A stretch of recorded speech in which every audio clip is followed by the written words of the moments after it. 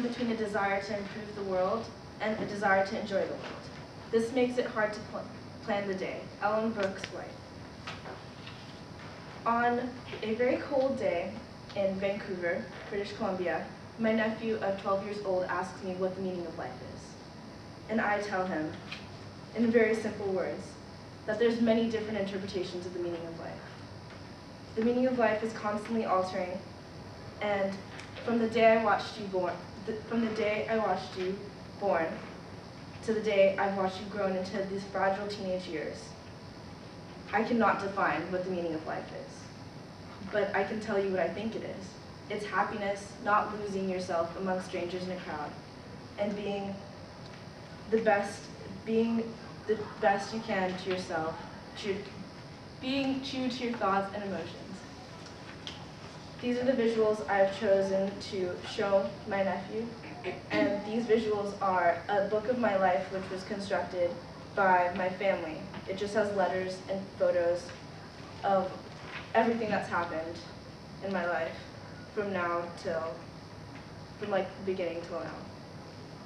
And I also chose a book by Ray Bradbury because his book called Illustrated Man has really affected me in the ways I've seen the meaning of life.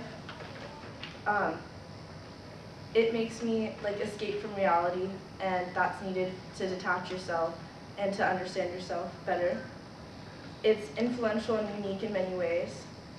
And the book, my family book, it's shown with lots of loving memories with my families and friends, and it's significant to me because it's the book of my life, obviously.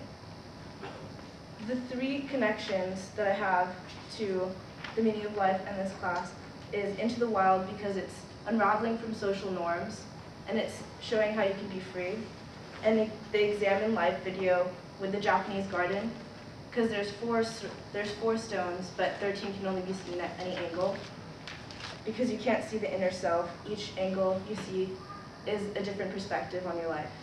The Two Spirits video also, because it shows like genderless boundaries, and we are lost amongst like our predispositions. So the meaning of life, it's simple. At least I think it is. It's what you make out of it. And you will be surrounded by people who will try and tell you what it means, but you ultimately can only tell yourself what the meaning of life is. Thank you, guys.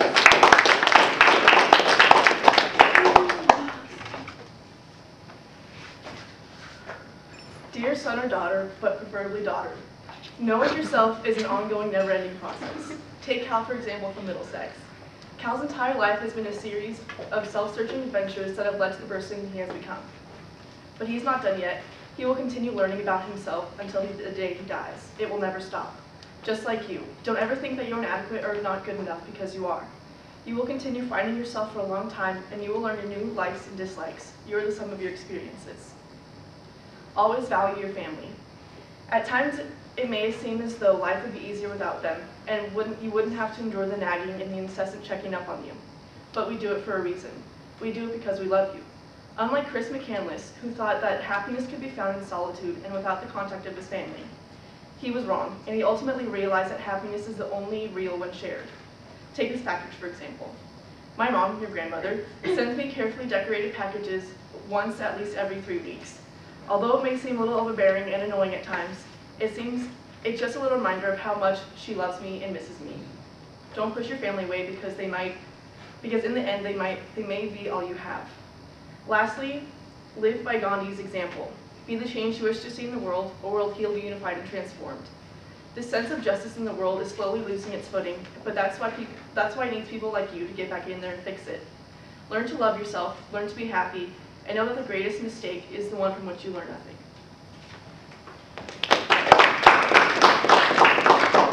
Okay.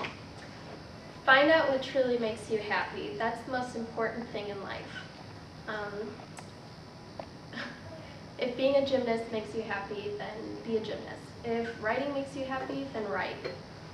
I'm only here to guide you and be here for you and raise you with good morals. Only you can find your true meaning of life. You are always going to come across obstacles in your life. But always remember all the people that love you and care about you so much. Never ever think that you're alone, because I will always be there for you. Life is a precious gift, and you are so precious to me.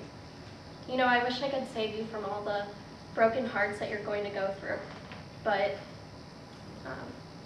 that's how you learn to get stronger. I mean, I will murder anybody who breaks your heart, but that's how you define the lines between infatuation and love. I believe that love makes everyone happy. So when you are finding that right person, don't be superficial and judgmental. Try to find the inner beauty in that person and open up your heart. You will be surprised how life-changing love can be. And you know what? Life is too short to be worried about creating a fake image of yourself. Like in the book Middlesex, Cal didn't care that her parents wanted to make her an official girl. He said, no, I'm going to be a boy, so that's what he did. And so find out who you are and don't be afraid of it. I will love you no matter what you do, as long as it's legal and makes you happy and isn't anything drastic and crazy, like going off into the wilderness and like Chris did and into the wild. Find your own truth and meaning in life, like we discussed in class the other day. So, that's it.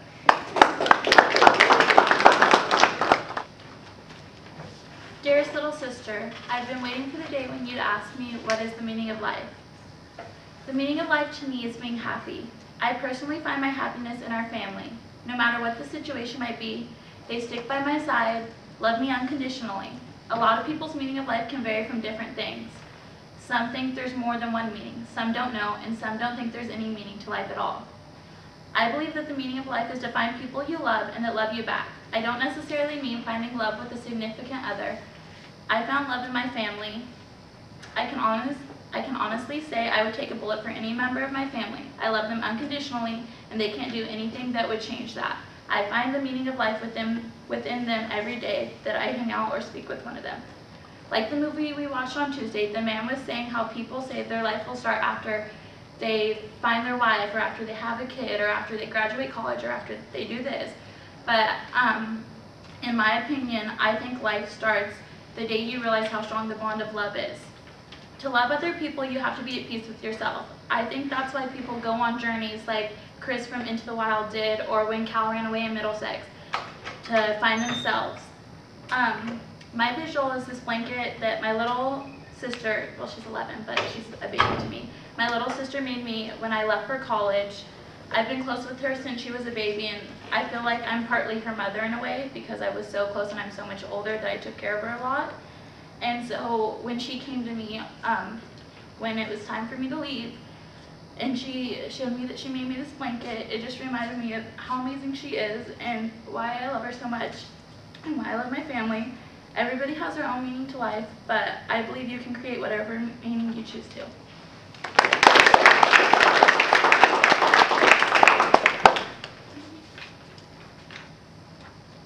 What if I told you that there is no meaning to life? That we came here by coincidence and there is no meaning to our life other than to reproduce? If a 12-year-old were to ask me what the meaning of life is, I would not know how to answer. The meaning of life is completely subjective.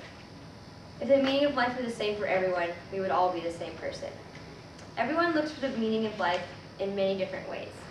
Some people look for religion to find meaning in their life, others a person or a passion. The meaning of life could be to find an idea that you are willing to live and die for. It could be to find a person that you want to spend the rest of your life with. It could be to find what makes you happy and do that for the rest of your life. It could be to find an intricate balance between work, play, and family. Chris McCandless thought the meaning of life was to be totally and completely free. He fled society and lived in the wilderness in complete solitude. But did he find the meaning of life before he died alone? People change a lot throughout their life, and so does their meaning. A baby's meaning of life is to eat, sleep, and poop. As a person grows older, their meaning could be to find a job, to raise a family, or to find their soulmate. But to answer this 12-year-old's question, I would tell them this. I do not know the true meaning of life, and no one really does. But I will tell you that, in my opinion, this is the meaning of life. It's to die content with the life you've lived. To have enough experiences that when you leave this world, I do so without regret. Life is about the people you meet and the things you create with them. So go out and start creating because life is short. And this is a picture of a smile because I think that life's about being happy. And then this is just a happy picture of a happy moment of my life. Yeah.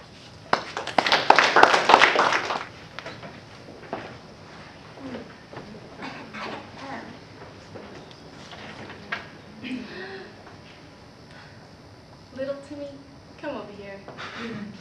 I want to tell you that I believe you must find the meaning of life within yourself. As long as you are content with yourself, your life has been fulfilled. And like this circle, life is equally well-rounded. I found happiness within my beliefs, my relationships with my friends and family, and my accomplishments. Also like this circle, life is open with no restrictions or edges. So you shouldn't let complications like our family's religion or gender limit your interpretation of life. Realizing true happiness isn't easy though. I've taken the time myself to contemplate if I was truly happy and whether I liked myself or not. So it could be either traveling to a big city like San Francisco or taking a trip to the forest by yourself. It's just important to have all different kinds of experiences to show you what life is all about. And that is it.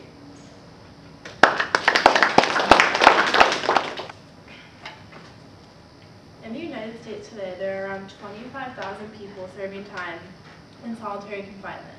The fact that it is a punishment in jail to be completely isolated from human interaction shows that we are social beings who need to talk to other people. In class, we talked about if we need social interaction, and one of the most important parts of my life is family and friends. If I had to give advice to a 12-year-old, I would stress the importance of having positive people in your life that will support you and guide you. We need meaningful relationships to make life fulfilling and to make ourselves feel loved and cared for. Find these types of people and you are one step closer to living a better life. E.E. Cummings said, "It takes courage to grow up and become who you really are." I brought this quote in today because it is important that you don't spend your time being something that you're not. In Middlesex, Cal finally decided, with a lot of courage, to stop pretending and to live life as a man. Not only did Cal's happiness improve, but he was able to live much more openly. He no longer had to hide his feelings. Although it is not easy, you have to become who you really are if you want to look back on life and feel satisfied. A 12-year-old in today's world is bound to get caught up in the plethora of social media sites out there. In class, we talked about how Facebook has a huge monopoly in our everyday life. Between Facebook, Twitter, and Tumblr, there is no time left to get out and actually live life. My final piece of advice would be not to get too caught up in the virtual world, and instead to go out and talk to people and do activities that you would not normally do. At this rate, our society is going to look back on life and have nothing but wall posts and tweets to remember things by, instead of actual experiences.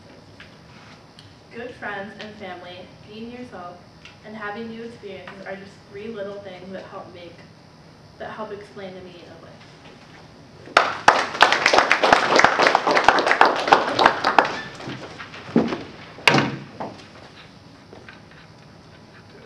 Is the meaning of life guilty pleasure or responsibility? I believe that the meaning of life is a mix between both of these things, which equals happiness in my eyes. In the video in class, it talked about life being about intense experiences. I definitely agree with that and think that it is really good to have different experiences in life. There's another meaning of life is to leave a positive effect on the world. You can't just leave the world knowing that you didn't do anything.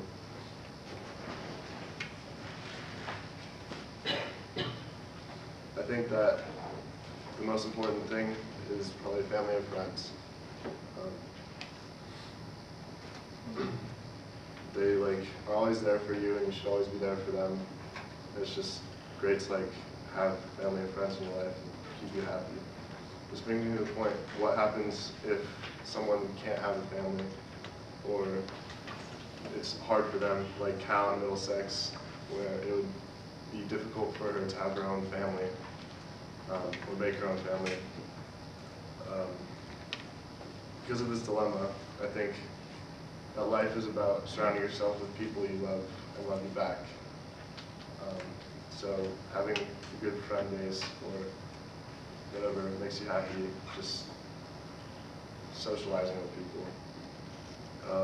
In my experience, good relationships always add to happiness in your life.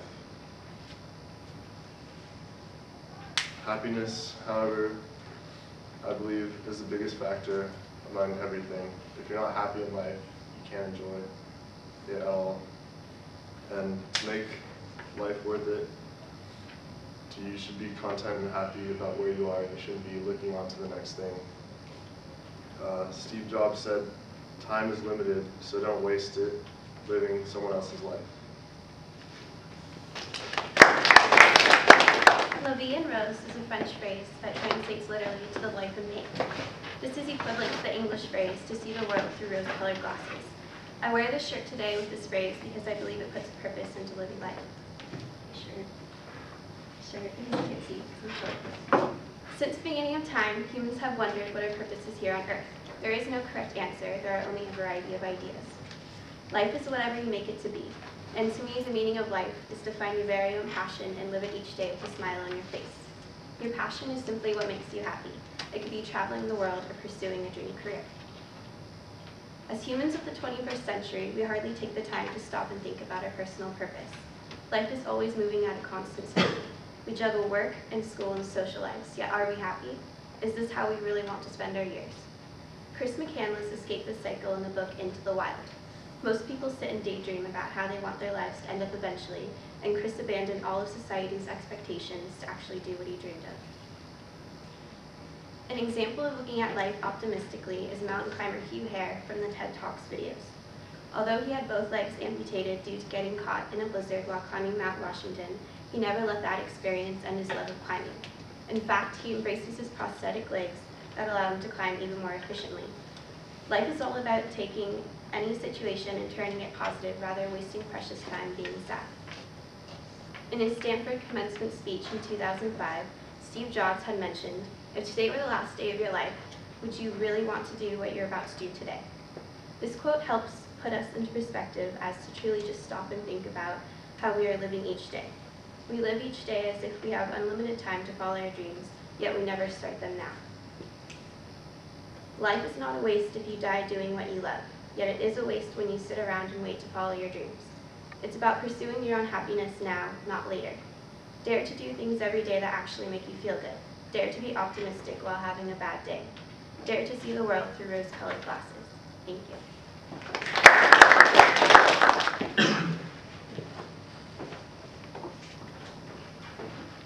So who here plans on having children? Yeah, well, okay, I don't really plan on having children, but if I do, this is how it would go if he or she asked me. So, the meaning of life, I don't really know the answer to that, but I don't really care for the answer. I'm totally fine with it, and I'd rather live my life that way. If I do find out what the answer is, then I'll tell you, and if I don't, then things are going to be fine either way. Do you remember when we read the book Into the Wild? Yeah, well, remember how Westerberg told Chris that he should stop thinking so much about everything, like how he thought about why people were so bad to each other, and he said that, he told him that because he thought it could be a mistake thinking too much about that stuff. Like, it was a mistake going too deep into that stuff, and I agree, and I think that trying to find the answer to the meaning of life is just like that. And I never showed you this, but my journal in high school, I used to write all my thoughts and questions, and if I was lucky, I would find the answer, and if I wasn't, then okay. And after my college professor asking the class so many times, what is the meaning of life? And like I said, I didn't find the answer, and I'm fine with that. And do you remember watching Plato's Allegory, the cave? The one where there was a group of people in a cave, and while they were in that cave, they thought what they saw there was real, even though it wasn't real because they were in that cave for the rest of their lives. And then one person was permitted to go outside, and he explored and he found out what was real and what wasn't. Well, this is just like you. When you were a little kid, even though it's kind of creepy, you were in that cave and you thought what was real, but it really wasn't. Now that you're growing up, you're just like that one person who's being permitted to go outside and find out what real it is, what isn't. And now that you're growing up, if you're lucky, or it doesn't really matter, but if you do find out what the answer to the meaning of life is, then good for you. And if you don't, then everything's going to be okay. Hello there, sweetie. So your mother told me that you want to know the meaning of life. Well, your old man doesn't know much about the meaning of life, but let me give you my take on the meaning of life. In my opinion, the meaning of life is happiness. Having my family, my job, my accomplishments, and just doing the right thing throughout life makes me happy. My first thing I should tell you is just do the right thing, whether it's doing a good deed or doing a good deed. That's always good. You should never cheat someone out of something or double cross someone, because karma will come back around and bite you in the behind. And that's bad. Because when you do the right thing, you get a good sense of accomplishment and you get that good feeling inside. Also, if it wasn't for your grandparents, I wouldn't be here in this position. I am very grateful for that. My parents, your grandparents, they took the time, the effort, and the risk to immigrate to the U.S. to give me a better education and a better life. Through that, I accomplished graduating high school, college, having my great career, and most of all, having my great family. I think that's about it. Oh no, wait. I remember in high school, I read this one book called Into the Wild. This fellow here, he left everything. His family, his money, his education, and his electronics behind. Yeah, that sounds weird, right? I personally would not do that. I personally found my happiness in my family.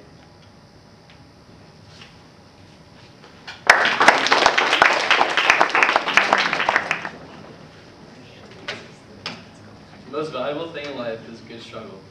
It can lead to happiness or sadness, success or failure, but every time you engage in a struggle, you will always learn something from it. Take Michael Clayton, for example. He was forced to decide between doing the right thing or ignoring a problem that may have been too challenging for him. By choosing the former, he was able to ensure that the death of his friend Arthur was not in vain, and that the company responsible for his murder was brought to justice. The struggle he was forced to go through led to this resolution. And by committing himself to one ideal, Michael came out the better man in the end. The most important thing to take from Michael Clayton is that good people make consistently good choices. By doing the right thing as often as you can, you'll earn the respect of people around you and will lead a more fulfilling life. Something that I learned throughout my life is that if you find something you love doing, you should stick with it no matter the circumstances. A person who embodies this spirit is Hugh Herr. He was an avid mountain climber, someone who enjoyed his hobby more than anything else in the world, until January of 1982, when he was caught in a blizzard and suffered severe frostbite to his legs. The desire he had to get back to his passion allowed him to create prosthetic legs that could be adapted for a number of climbing and everyday situations. His struggle was one motivated by the will to return to something that he loved. I want you to find that thing in your life that drives you and stick with it. The last aspect of life that I want to talk to you about is religion. Not just religion in the sense of going to church every week or saying your prayers every day, but having faith. The hardest part of life is believing in something that others may not believe in. Living your life to the fullest requires you to step out and stand for what you believe in. Religion to me can range from a belief in God to living out the morals taught in the Bible. If you adopt the mindset of a person who looks out for others before themselves and doesn't make money the source of all your concerns, then you will live a happy life. This struggle may be the hardest of all in the world today, but if you are able to overcome the pools of greed, then you're set for life. One kind thing a day for a stranger. If you do one kind thing a day for a stranger, or go out of your way to make someone else's day easier, it'll come back to you in good karma. If you can use these three ideals together, then you'll easily find the meaning of life. After all, life isn't based on money alone. Think of it this way. If you want to feel rich, just count the things you have that money can't buy.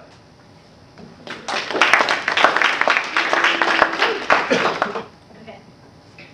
What is the meaning of life? Honestly, I don't really know, and I don't think anybody really does. But there is a Danish philosopher named Søren Kierkegaard, and I agree with a lot of what he says. He believes that every person is different, and therefore we live for different reasons. But I also believe that people change, and as we change, our meanings change along with us. When I was in elementary school, I really didn't care about getting good grades or what college I was going to go to. I was more concerned with when recess was and what game we were playing in PE. My life was all about having fun and my happiness and my friends. But as I grew up, that changed, and I realized that happiness was more of a virtue than it was the meaning of my life. I started to concentrate more on grades and doing what I needed to do in order to get into the college that I wanted to get in. Then I went to college, and my meaning of life became doing what I needed to do in order to graduate with a degree in physical therapy. But after graduation, my life became all about responsibility and independence and my occupation. And then the day I had you, my life became about being a mother. Every person is different. We have our own hobbies and interests, and we're from different cultures and backgrounds, which is why we all have a different meaning for life.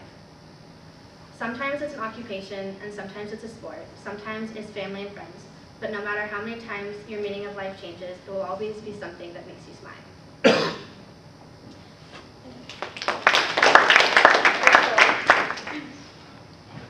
What is the meaning of life is a very big question.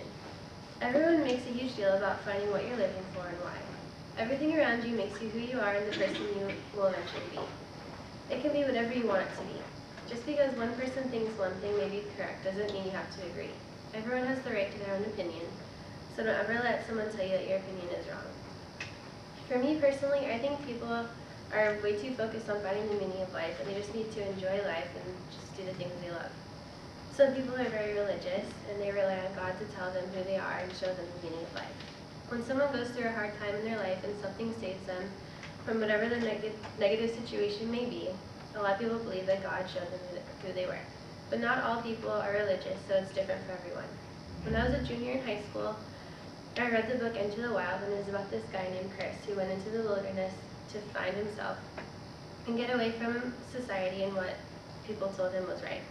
He didn't tell anyone, including his family, where he was going, and the only thing he took was a bag of rice, so obviously he wasn't prepared. Even though he ended up dying, he was able to find himself and live life happily for once. In the book Middlesex, the main character also runs away to another city to get away from the pressures of people around him. But for me, I've decided to just live life and do the things I love. Learning how to overcome tough situations and making mistakes are also part of living. Once you learn how to accept the fact that you're going to mess up in life, you'll get to know yourself a lot better. Just let life take you where you're supposed to go, and you will one day be able to figure out who you are. And then this is a picture of the girl that I nannied, and she has cerebral palsy, and she has seizures in her brain, so she can't talk. And she just really showed me who I am, as a person, to appreciate life. So, yeah.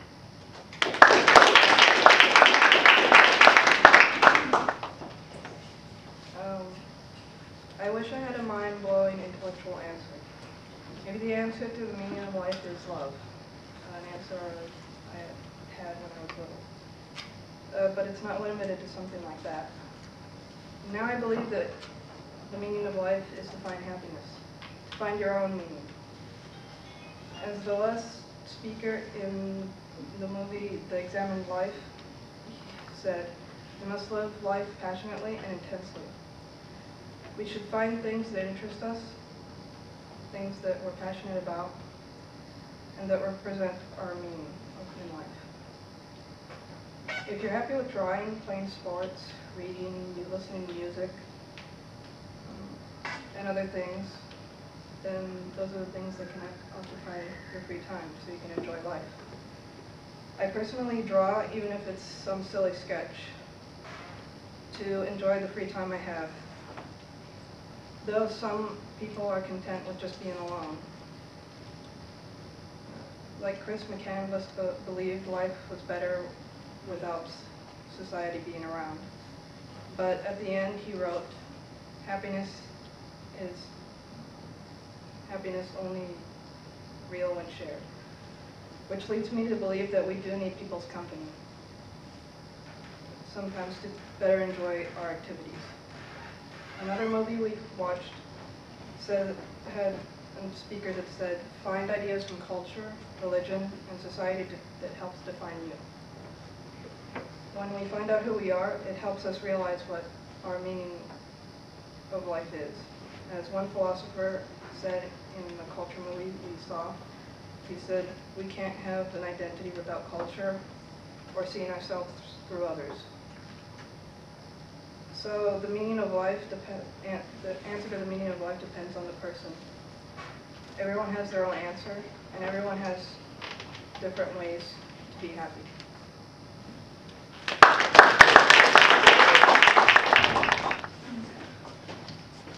Alright.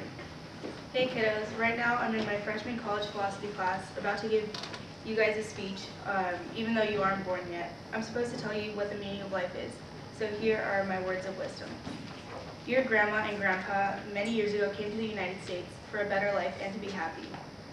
In the book that I recently read called Middlesex, don't get freaked out by the name, is about this girl who wants to be a boy. And when she finally becomes a boy, he becomes super happy with himself. And that's what I want for you guys, to be super happy no matter what is thrown in your way. Your grandparents came to the US back in the day when technology wasn't so important. Today in my life, technology is everywhere. And there are definitely great uses to technology. Like this one guy we saw in a video had 2 mechanical legs. They helped him a lot. But we also have Facebook on the internet and texting on the cell phones, and you waste so much time on that instead of spending it with the most important people in your life, like your family and friends. I've had so many good memories with my friends and family, and I really want you guys to have that too. This necklace that I wear every day reminds me of the good times that I've had with my family and my friends. And I got this in a vacation that I went to in Puerto Rico with my family, and it was just the most amazing time together, and I just want you guys to have that kind of experience. So what I'm trying to say is to be happy with yourself, to find a balance between things in your guys' life, and never forget your friends and family. And hopefully, if you do ever watch this, you guys will have your own interpretation and meaning of life. Alright, do you remember how you learned how to ride a bike? Well, at first I told you how to ride a bike, just to get on and pedal as fast as you could, and that scared you. So I showed you, and I got on the bike and tried to pedal around, and it still scared you, so I held on to the handlebars and guided you around. But it was only until I let go that you truly learned how to ride a bike. This is how I view your question and the meaning of life. I can try to tell you what it is by telling you different philosophies, such as Descartes, who said, I think, therefore I am, meaning the only thing that you can be really sure of is that you exist. Or Aristotle's philosophy, that humans are fundamentally inclined towards others because humans are social creatures. Or Hegel's, that public good is more important than individual good, and humans seek to understand themselves through others. But these are just words. As you know, I've tried to raise you with these ideals as well as many others. But it is only until you go out and experience life for yourself will you be able to understand what these philosophies mean and to be able to incorporate them into your life and your understanding of what life is. However, this way of thinking about life is not mine. It actually originates from Descartes. He believed that all knowledge is built on knowledge about yourself. What you experience, and that is what what you experience is what is influenced by others like your friends, family, and society. And only when you free yourself from others will you be able to get a view of the world that is yours. So just remember what Confucius said in 1450 BC, tell me and I will forget, show me and I may remember, involve me and I will understand. So just remember how you learned how to ride a bike.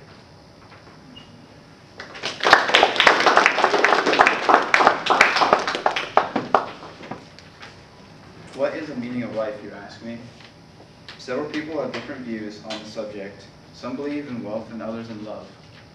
I cannot tell you one definition because each person is different. But for me, I believe the meaning of life is to be happy.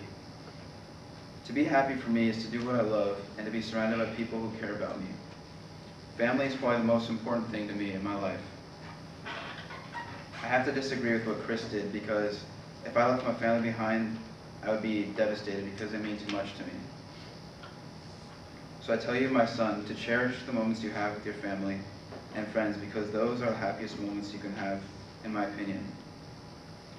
Also, I believe technology can inhibit what makes people happy, because too much time is spent on Facebook and Twitter when they could be out in the real world having real experiences.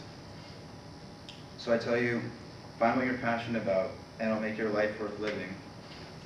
There will be ups and downs in your life, but find what makes you happy and your life will have meaning.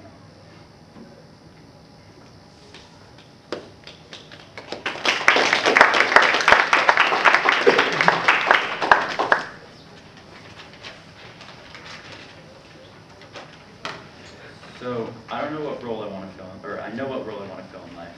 And whatever I do, whichever path I take, I know that I'm limitless and I want to spread happiness. I don't know how or when or to who. I don't know if it's going to be person to person or to huge crowds of people. But whatever happens to me, I want to stand a constant reminder to the world that there's more to this earth than just what can be seen at first glance. I'm not talking about something spiritual, and hell, I don't even really know what I'm talking about. But I believe no matter how naive of a belief this is, that good can be brought out in everybody. And that good will only breed more good. And if the world ends up a happier place because of it, then whatever I did to achieve that wouldn't be a waste of time. There are times when even the best of us fall into despair, and for some twisted reason, it's when we're at the worst, and we only look for faults in ourselves. And we of course find flaws, and we of course pinpoint inconsistencies. And we focus on them and tell ourselves that they're the root of all of our problems. But in reality, they're the root of who we are. You are not you without your defects. You are not you without your imperfections. And one reason for another, it's our imperfections that draw people towards us. So if you find yourself in a dark place where the only thing that seems to be wrong with the world is you, remember that you're you because of your faults, your fears, your doubts, your habits, your tics, your neurotic behaviors. It's in these very discrepancies that we find our beauty and our own unique magnificence, our worthiness. It's our personal shortcomings which make us stand out in the minds of some, but which make us important to the loved ones that we have. I guess the point of me telling you this is that I'm starting now. I'm starting with you. You who has taken the time to listen to this speech. I'm telling you that you're beautiful in all of your pain and suffering, in all of your self-consciousness, in all of your shortcomings and your quirks, your habits, bad or good, what makes people hate you and love you at the same time. This is your own individual beauty, and that no one else in the world has. No one else in the world can take this from you. This is a message for everybody. Men, women, straight, gay, black, brown, white, Catholic, Christian, criminal, priest. This is for you. This is a message for humanity. For brothers and sisters, mothers and fathers, you are all wonderful. Be confident in who you are and share your happiness with one another. You were put here on this earth to create, explore, learn, and grow. You are you, and you is beautiful. Have a good day.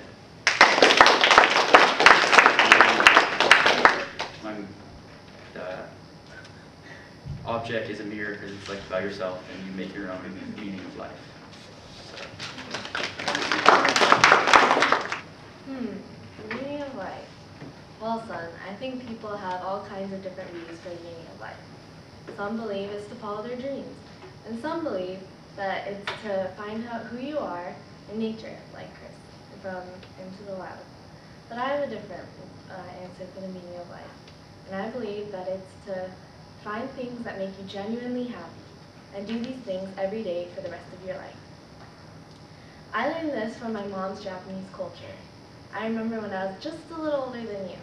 She told me, don't worry about the future or regrets in the past. Just live day by day, and each day remember or make it a goal that you are happy. After this, I saw my life in a whole new light. I started discovering what things made me genuinely happy. And I figured out that it wasn't shopping, and it wasn't eating sweets, and it wasn't playing video games either. Luckily, things that make you genuinely happy are much easier to find. So I believe that there are 4 ways to make one genuinely happy. And how I define genuine happiness is something that makes you happy for a long period of time. The first one, be kind to others. When you're kind to someone, you get the sense of goodness, and like you're a good person, and you get that happiness that you can't get any other way. 2, appreciate the beauty in the world. Whether it's photography, paintings, art, or nature, or even people, there's so much beauty in the world has to give, and whatever situation you are in, you can just appreciate the beauty and be happy. 3, achieve something. If you aren't naturally self-confident like me, it's nice to achieve something and get that self-confidence that, like, if you do good on a test, like, wow, I'm a smart girl. And 4, last but not least, this is my favorite one, love. I think the most genuine happiness is when you love someone and you get love in return. And these 4 things give me meaning in my life, but don't just take my word for it. Find what gives meaning to yours.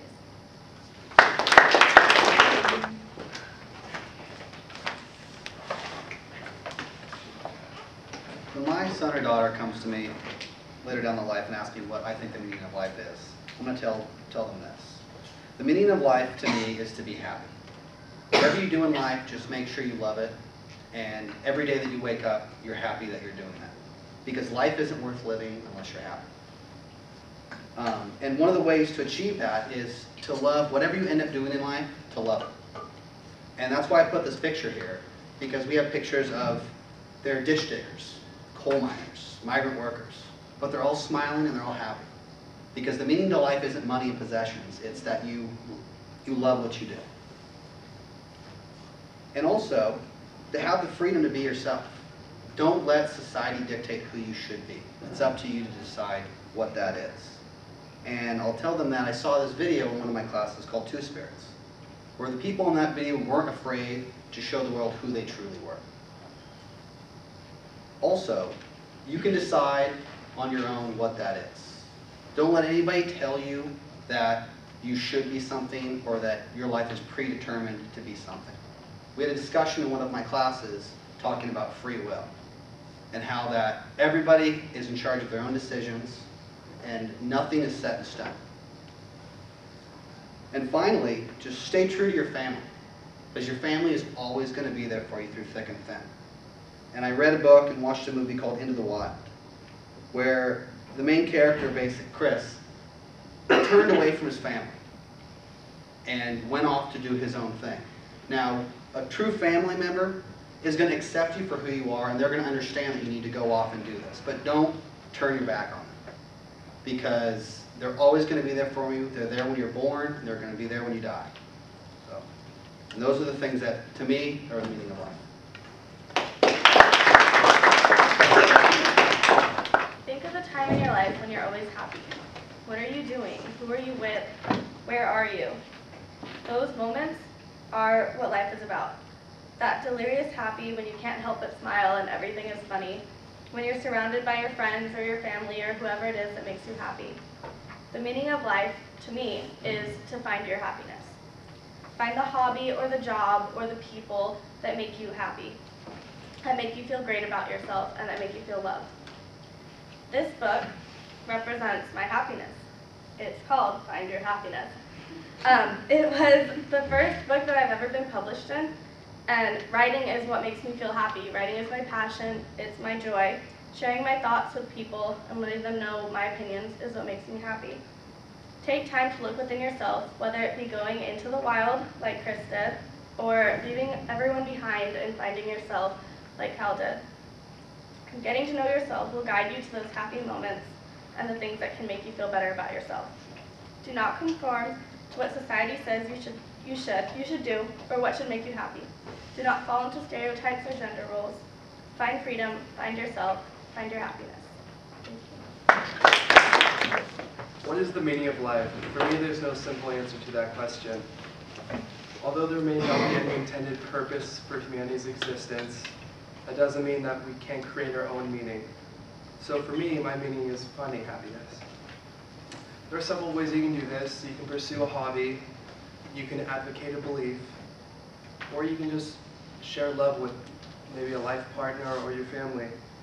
For Kierkegaard, his belief was that although there may not be an intentional reason for us, that doesn't mean we can't support or advocate a belief we strongly support, or just ethics that we enjoy. Use consciousness to our advantage. I can give you examples of ways I find it, but because everybody else is different, you could find happiness from gardening. For me, I find happiness through philosophical theories, such as Plato's Allegory of the Cave, or Descartes' theory, I think, therefore I am. And it makes me cautiously optimistic for What if there's something beyond our senses, and maybe there's other forms of evidence we just can't apprehend at this time? Another great way for me is I love jogging.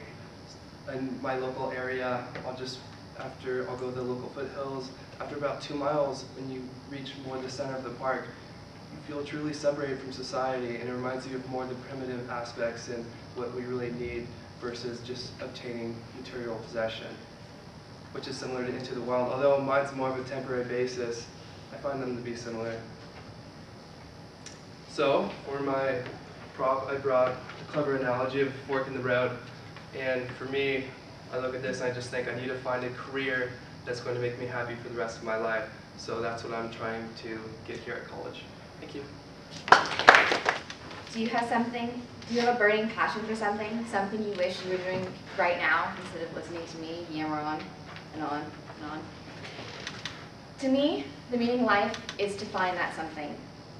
Christopher McCandless, he left home to find his passion. Despite what anyone told him, he packed up his stuff and he left because he needed to do that. And you need to do what you have to find your passion, you have to follow it, regardless of what other people think. My mother always told me throughout my life that if it's not worth fighting for, it's not worth having.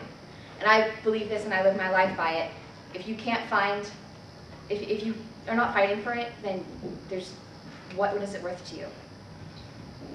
Many people throughout history have fought and died for their passions, that thing that makes them happy. People have been persecuted because of their race, or their gender, or their sexual orientation. And those people, they know more than anyone the difficulties of working hard to have what they want most. When searching for that thing that gives you the passion, you can't be afraid to take those risks because you fear that you will have regret. Soren Kierkegaard, a philosopher, said, "I see it all perfectly. There are two possible situations. One can either do this or that. My honest opinion and my friendly advice is this: do it or do not do it. You will regret both." You need to follow your passion, and if you're probably going to regret it, but you'll regret not doing it as well.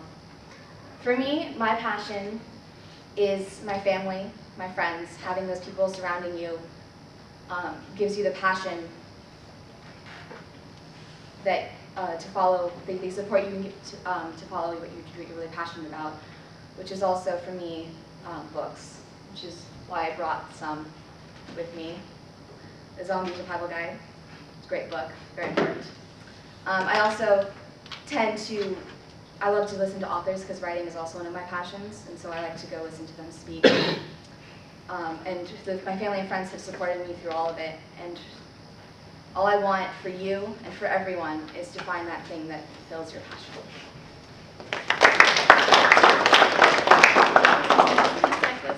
This is the fleur de lis, a symbol that represents strength and dedication, a symbol that's shown me what the meaning of life is. Your great aunt gave me this necklace after I received the highest award you can receive in Girl Scouts. I completed a project that helped people receive service animals for free. I love meeting with people, and I loved the smile they would get when they received their first service dog. I found my passion, the passion to work with others and with animals. It doesn't matter what age or what gender you are, the passion you find in life will lead you to your own meaning of life. Learn from all your experiences. However, if your passion leads you away from home, you have to write a letter every once in a while. I want you, though, to find your own meaning in life. That could be making family a priority or living every day with a passion. I want you to ask lots of questions and ponder different ideas. You can always change what you want the meaning of life to be. All I want for you is to be happy. With me, being happy is being with family and friends. I know sometimes you don't like being around me all the time, but that's understandable. What would make me extremely happy, though, right now, is for you to realize I love you no matter what, and that I want you to be happy. But while we're having this wonderful conversation, I would like you to stop distracting me and go and clean your room. We may not be able to say what makes a poem beautiful, but we recognize when we read it. Apply that to a person. You may not understand now, but hopefully you will when you're older. When asked about the meaning of life, all I could think about was happiness. What makes me happy? Love makes me happy. Love makes the world go round and helps us come to peace with ourselves and others. You have to be happy with yourself to be okay with the qualities God gave you. You have to be happy with the job you have to look forward to going to the same place every single day. You have to be happy with your friends and love them to keep that bond that you've created together. Hopefully you choose the food that you eat because you're happy and you love them. And you have to love your partner you rather have, whoever he or she is, with all your heart. Love makes the world go round and can create amazing things. You love that you have the option to have free will. You love that you have the option to shape your own life. Hopefully you love the ability to become a different person every single day according to the movie The Examined Life. If you didn't love who you were today, then change what you need to change to be a better person tomorrow. I live to love a lot. On my poster I have my grandparents at the top. My 2 grandmas are in heaven right now, and they represent the God that I believe in. I'm not a very religious person, but I believe that everything happens for a reason and that God did create life. My family are the center of my life. They've taught me love and the difference between right and wrong. My new college friends, at the bottom, they have showed me the true meaning of friendship. The meaningful technology I chose to represent my life are my phone and music. Music is my meditation that I use every day, and my phone is the center of my life that I use to contact my loved ones on my poster. The food that's meaningful to me that I chose are chocolate and peanut butter, and they keep me sane. My friends from home have helped me become a stronger person, and they know all my flaws and they still love me. There's no picture to love yourself. Natural beauty is the most beautiful thing in the world. Artificial limbs are an amazing accomplishment for those in need, yet if you have an amazing body, you should embrace it. Everything on my poster is my meaning for life. God, family, new friends, technology, food, and old friends. Keep smiling and loving, you'll live longer.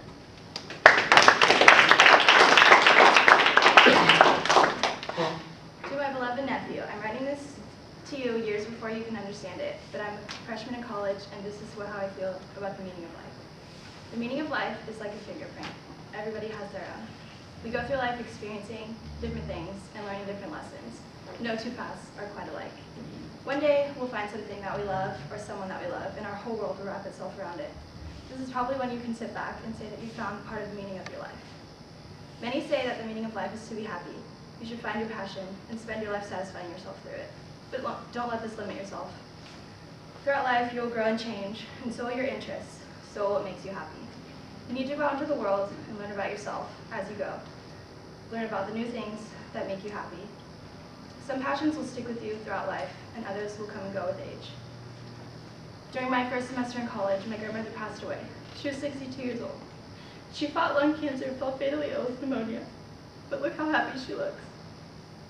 Looking back, not a single word but happy comes to mind, but I couldn't have said that when she was still alive. She suffered the last part of her life, and she took care of my disabled aunt. And I wouldn't describe that as a happy situation whatsoever. There was a video that I watched in my philosophy class that talked about how you couldn't describe a happy life until that life was over. I was skeptical to agree with it until I could finally experience it. It's difficult to look at life as a whole while you're still living, because you're mostly going to consider your current situation and if you're happy right now, in the moment. I look back at my grandma's life as a whole, now that she is gone, and I know that she had a happy life. She surrounded herself with those who she loved, and I believe this was her passion in life because she showed so much love for everyone around her. There's a quote that says that one day your life will flash before your eyes, and you need to make sure it's worth watching. And so you have to think, on your deathbed, will you be satisfied looking back at the choices you're making right now, on the activities taking up your precious days? If the answer to this question is no, you should really consider exploring the world to find meaning and purpose in your life. So when it's your time to pass on, you're able to look back and say that you wouldn't change a single thing.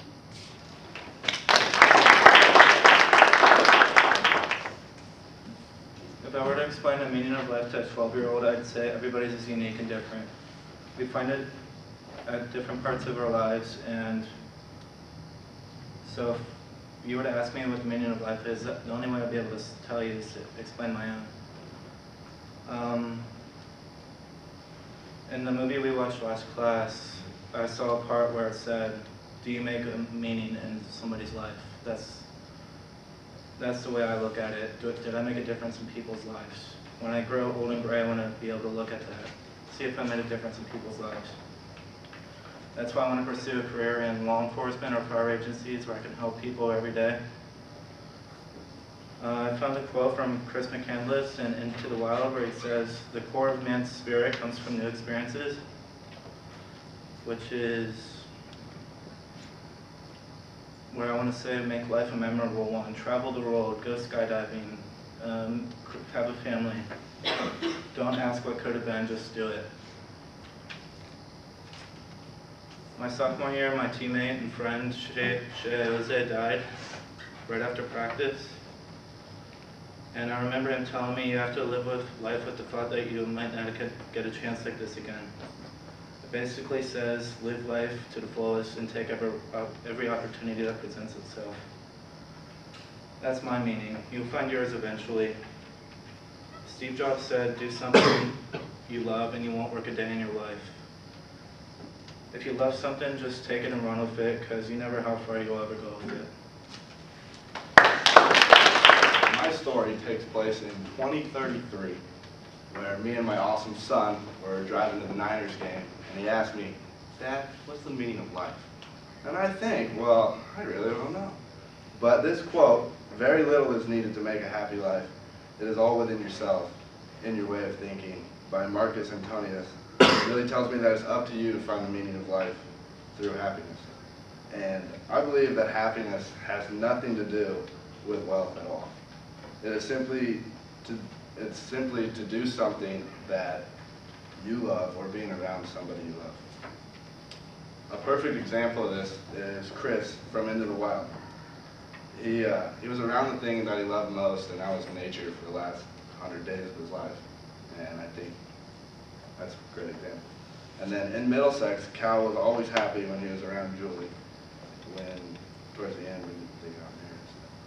And then I believe that once you find what truly makes you happy, you have found the meaning of life. And the prop I brought is John Wooden's 9 Promises That Can Bring You Happiness. And my favorite one is promise to forget the mistakes of the past and to press on to greater achievements in the future.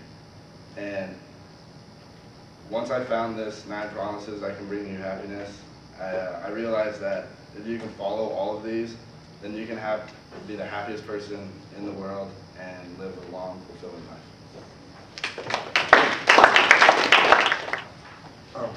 Later down the road, when my child asked me, what's the meaning of life, I'd have to sit back and think about it for a minute.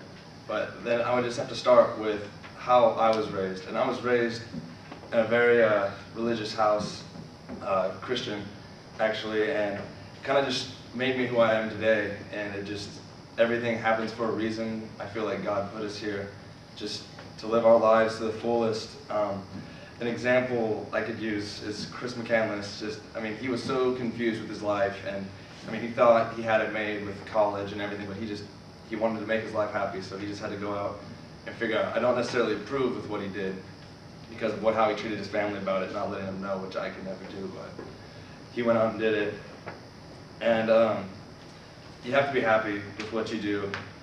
It doesn't really matter what you find your happiness in, whether if you can, and to quote Soren Kierkegaard from the video, basically in layman's terms, if you die not doing what you love, there's almost no purpose to living. And that's how I plan on living my life. And for my visual, I have this. It's my mom gave it to me last year before my first football game, and it has the Bible verse Philippians 4:13. And what it means is that you can do anything through Christ who empowers you, and I apply that to my everyday life. What is the meaning of life? The answer is different for everyone, but for me, it's about searching for something that makes your life worthwhile.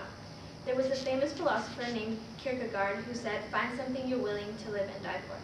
It may be hard to find something you love, but if you're patient enough, your passion will be discovered. What I love the most in my life is my family.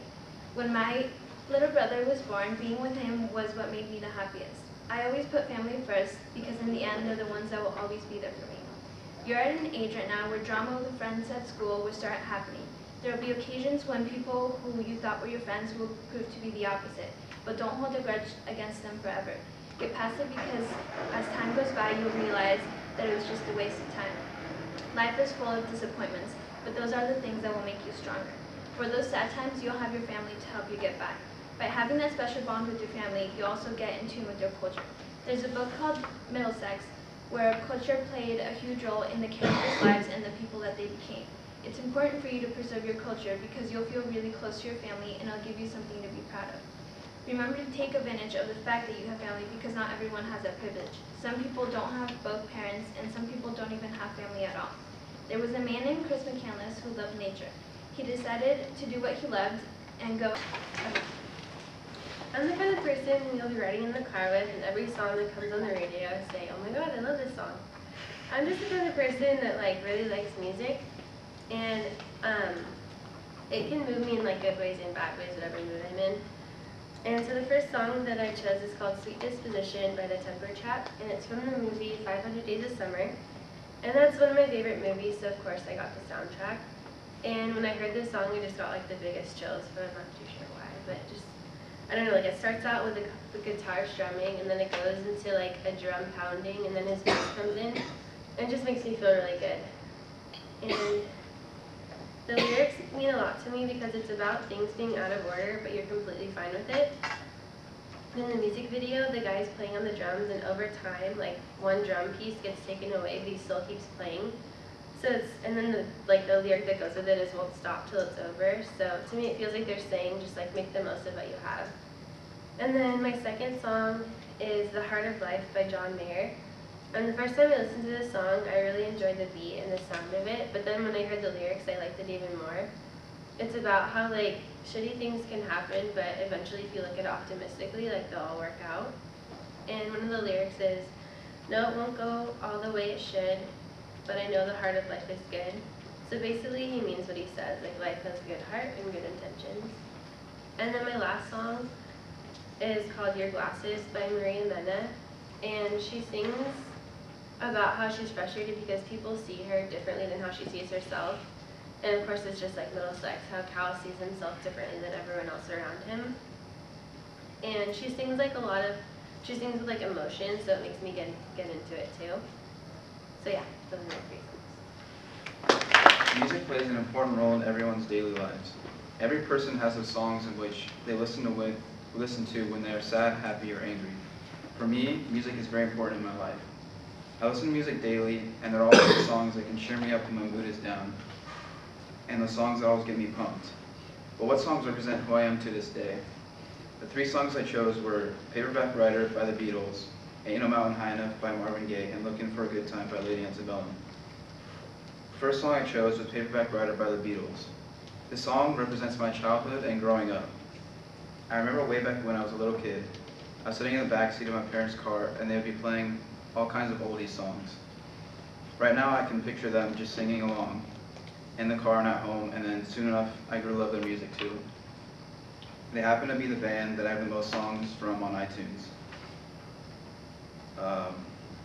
This song shows my identity because it represents what I grew up with and how I grew up. The second song I chose was Ain't No Mountain High Enough by Marvin Gaye. Every time I hear this song, I think of my high school football experience. This song is in the movie Remember the Titans, which is why it reminds me of my high school football experience.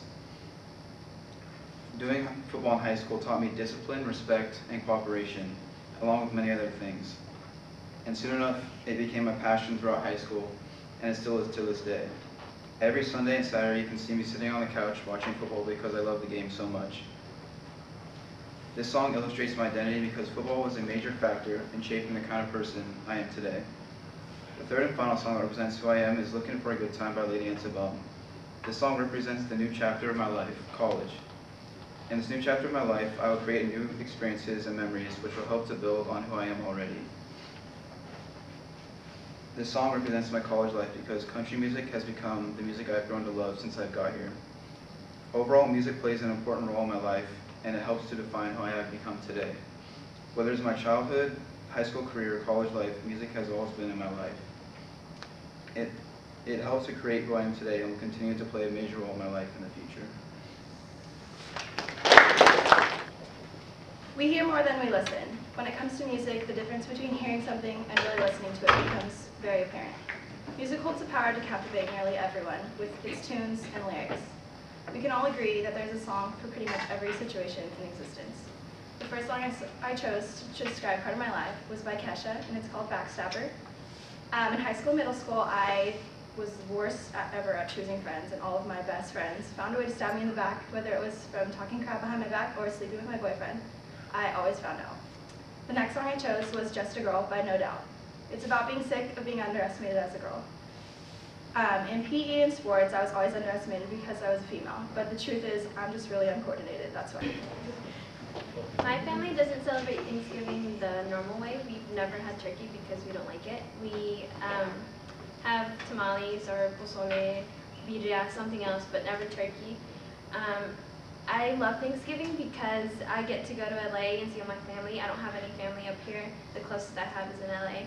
So that's why I love Thanksgiving. Thanksgiving for me is actually one of my favorite holidays. It's a tradition every Thanksgiving, kind of like the boys do, because I have two brothers, an older one and a little one, and my dad. We all go pheasant hunting on Thanksgiving. We do it throughout the season, but it's just like Thursday, like they plan it like the day before, just kind of like one of those things we do. And so we wake up in the morning and we go, and while we're gone, my mom and grandma are preparing all the food and just getting everything ready. So then we come back around like 12 or 1, and then we eat actually around 4. And we just, of course, the food is the best part. I mean, turkey, mashed potatoes, gravy, just everything. And then we all kind of like get in a circle, and like we all kind of say something that we're thankful for. And yeah, that's my Thanksgiving. My Thanksgiving, there's a lot of football going on. Like we watch the NFL when the games are on. And then if that's not happening, then we're usually outside playing football. So just keep the whole football tradition going on. Then we have dinner usually. Most people do. And we wrap that up with pumpkin pie, because that's the best meal ever. My tradition is a little weird. We go to Knott's Berry Farm every Thanksgiving. Since both my dad and uncle are in law enforcement, we get them free, like during the holidays. So there's they have like a buffet there. We usually have Thanksgiving dinner there. The whole family comes together, goes on rides and everything. And this one should be the best Thanksgiving since I haven't seen any of my family for 3 months. So there we go. Dinner with my family is usually pretty crazy because like my family is just really weird. But we always watch football, and then my grandma makes this really weird like green Jello cottage cheese pineapple thing, and nobody eats it except for her, and she's like super enthusiastic about it. It's like, come on, this year you gotta try it. It's like, no, I'm not gonna. And then we always have like 4 different kinds of pie because my grandma just really likes to cook. Really likes that, like turkey and stuff. And there's like this joke in my family. It's called like stirring the gravy because like someone always does it, and we have like 10,000 pictures of my grandma above the gravy going. And it's just like we line them all up on the fridge, and it's just like when she was younger, and it's so funny to see like a timeline of her just like standing above the gravy like that. But yeah, that's pretty much my feeling. Thanksgiving is kind of different. We switch off holidays every year depending on like my dad and my mom. So this year is going to be Thanksgiving with my dad's family. My grandma just passed away, so it's going to be a little interesting how that goes. And my dad's family is really dramatic. There's 5 brothers, so that'll be interesting. And we eat a lot, and it's going to be up at my ranch in Yorkville, so that's going to be nice. There's no TV, so we can't watch football. But it's going to be pretty cold, so we'll probably be inside the whole time. We have a main house that's nicer than the shack, so we're always up there. Everybody gets all dressed up, and it's nice to have the family all together because we're kind of separated out through California, so it's really nice to see everyone. And I have like 13 cousins, so it's a little loud. And we eat pumpkin pie, Eric's family.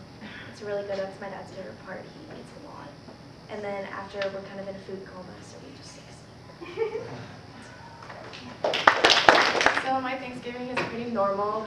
Like all 26 of my cousins, and like we all go to my like grandma's house and eat. But the last few years we've had this tradition where my dad does not drive the whole day of Thanksgiving because a few years ago he was in a car crash, and he was actually happy about it because it totaled his car and he got like a brand new truck, which my mom absolutely hates.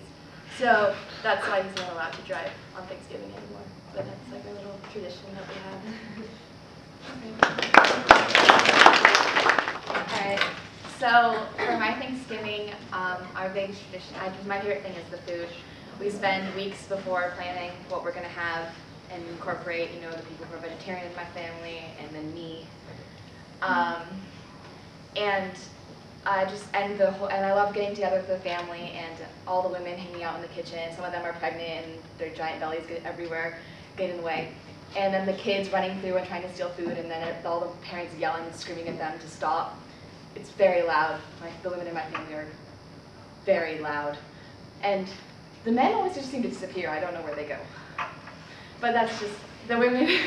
And then baking the pies has always been my favorite. We usually have 5 or 6 different types of pie because I like to cook. And just getting around the table and eating with my family is just the best part of Thanksgiving. For my Thanksgiving, it's always really fun because we all live in different locations, and then we have like the host, which is our grandma and grandpa, and just consider these 3 parties just coming together for like this communion, and everybody's contrasting in beliefs and everything. There's like the conservative family, the highly liberal family, and then there's kind of my family, which we're like the mediator family, just kind of right in the middle. Or maybe we're not, maybe they think of us differently. But I don't know, it's just really fun, and everyone's really have different perspectives on things, and it's a blast. My dad is one of 9, so there's like a million people there. And my family is like half of us are really conservative and half are really liberal. And my dad always likes to bring up like really unnecessary topics like religion and abortion. And so like there's always a huge argument and everyone gets really mad. I'm vegetarian, so I always just fill up on like pie and cheese platters. But there's like a ton of food because there's like 50 people there and just as one little living room, so that's my Thanksgiving.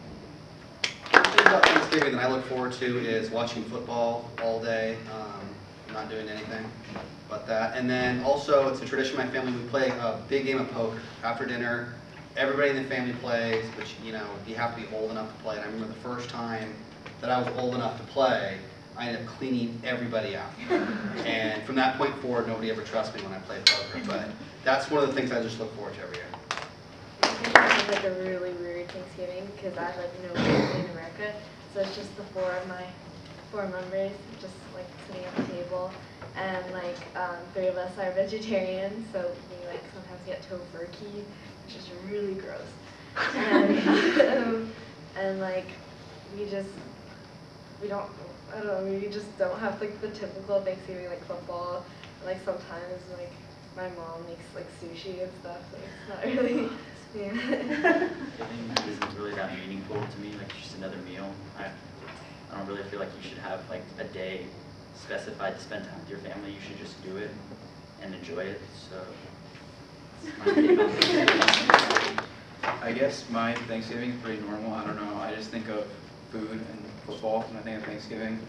And like right now, I think we're all tired of like the cat food, so I'm looking forward to home cooked meals. So that's really it. And then Sunday we'll go to my relatives in LA, and then it's always good to see them. So yeah.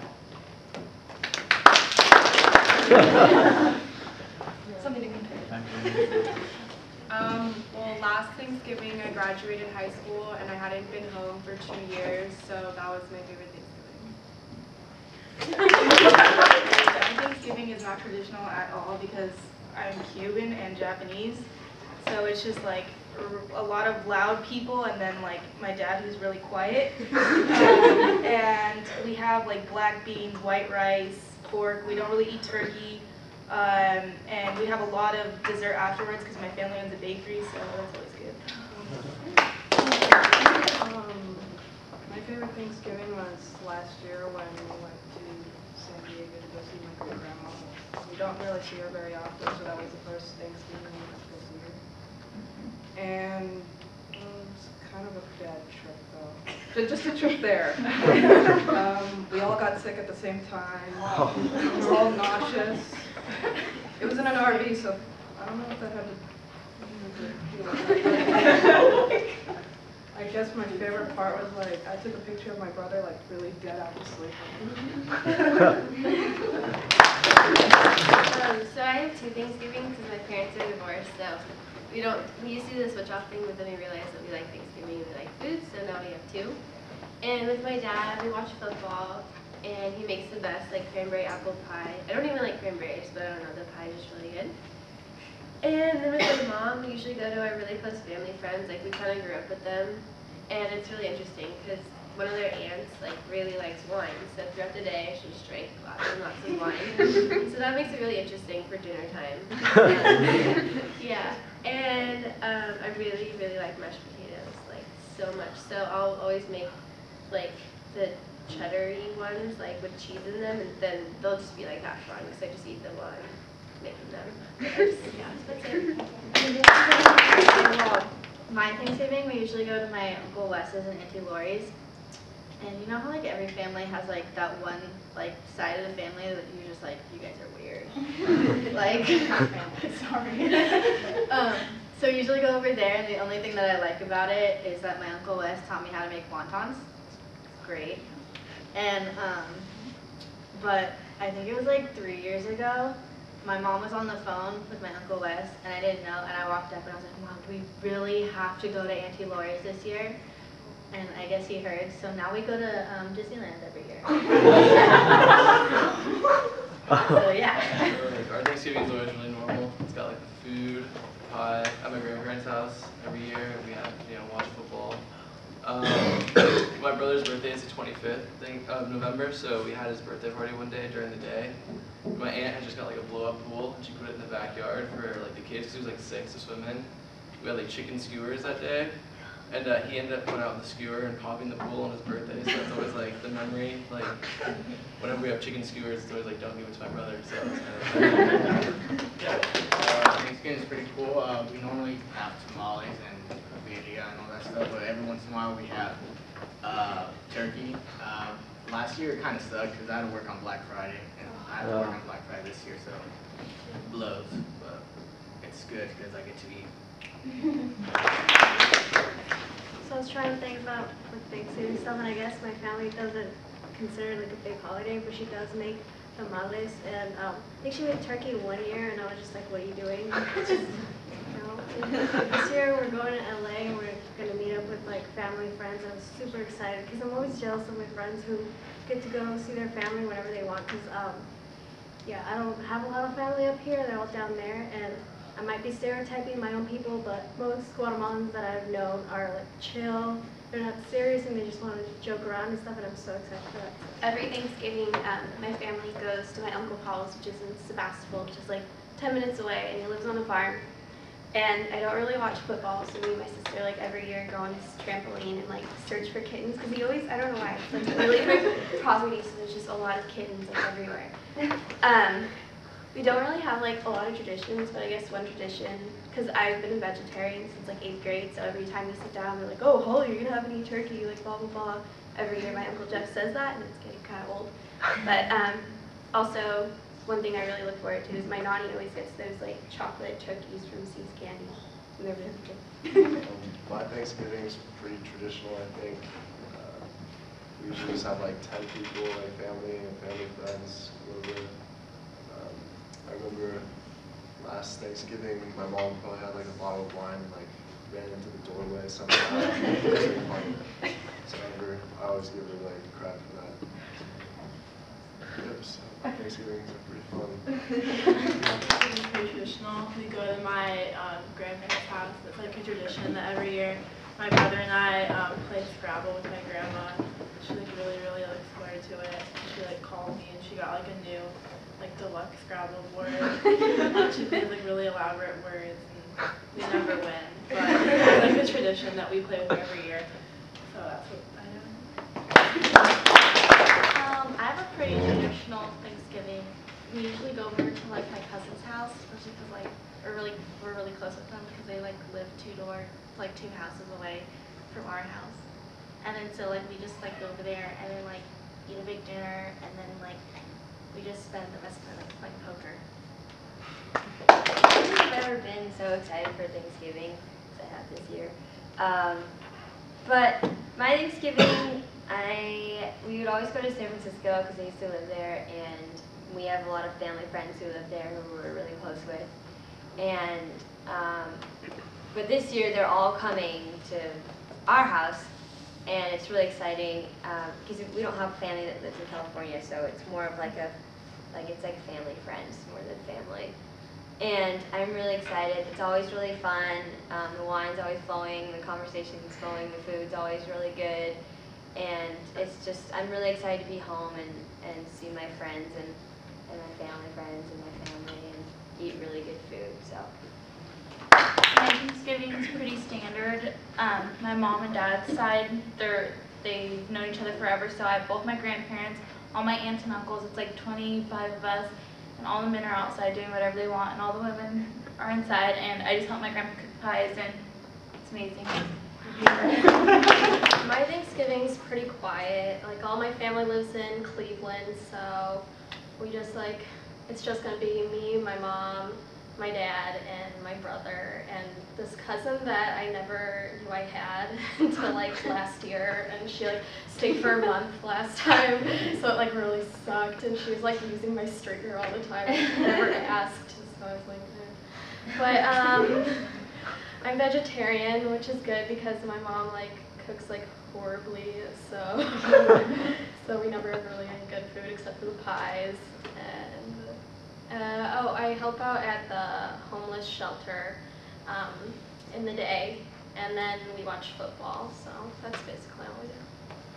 Thanksgiving, I usually go up to my cousin's house up in Lake Tahoe. It's like a log cabin, really pretty. But my family's all weird thespians. My cousin was Hermia in Sonoma's Midsummer's Night Dream, the Ginge. But she, so last Thanksgiving was my favorite. It was themed, and it was a murder mystery Thanksgiving. So we all got dressed up as characters, and it was kind of weird, but it was fun. But this Thanksgiving, I really missed home, so I'm going back to Los Angeles to be with my family.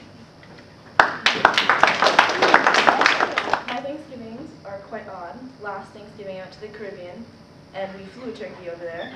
But this Thanksgiving, my sister's coming from London, so I'm actually looking forward to that. But other than that, we do the whole traditional thing. We have turkey. We have 50 of our relatives in our house for 3 days, because they just don't leave.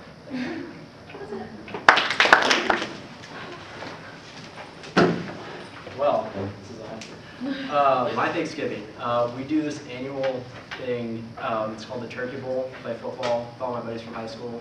Play this game. We beat each other up for a few hours. It's fun. And then I go to my house, and we go to our neighbor's house. We're old, really good family friends, and we'll watch football. And I'll drink too much beer. My dad will drink too much wine, and we'll argue about politics for hours. So. My daughter is, actually both my daughter and son are in San Diego, and coming up, my daughter's in graduate school, my son's in college, and my daughter's married. She's vegetarian, her husband's vegetarian, so they have tofurkey. So if any of you have a good tofurkey recipe, it's kind of weird stuff. But we have regular turkey too. Anyway, it's fun, it's family and friends. We end up being about 20-some people, pretty traditional. I love it, it's really nice.